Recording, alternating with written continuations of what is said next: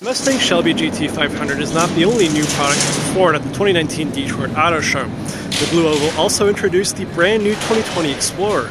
The bold design updates hide a brand new architecture that takes the Explorer back to its rear-wheel drive roots. All-wheel drive is available at an extra cost.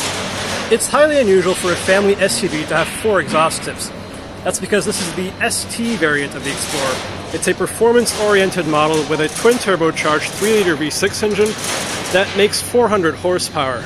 The 6-cylinder spins the 4 wheels through a 10-speed automatic transmission.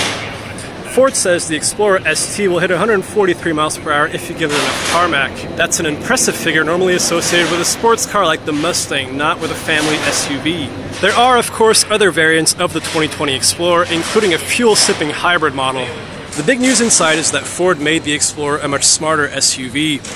Well-equipped models come with a 12-inch digital instrument cluster and a 10.1-inch screen for the infotainment system. It's propped up on the dash and it looks almost like an iPad. The 2020 Ford Explorer will go on sale in the summer of 2019. Pricing information will be released closer to its on-sale date. This is the version of the new 2020 Ford Explorer that you don't want to see in your rearview mirror. It's the Police Interceptor model. It doesn't have 400 horsepower because it's based on the hybrid model that will be offered to civilians as well. It's got a 3.3-liter V6 engine that is assisted by an electric motor to save fuel.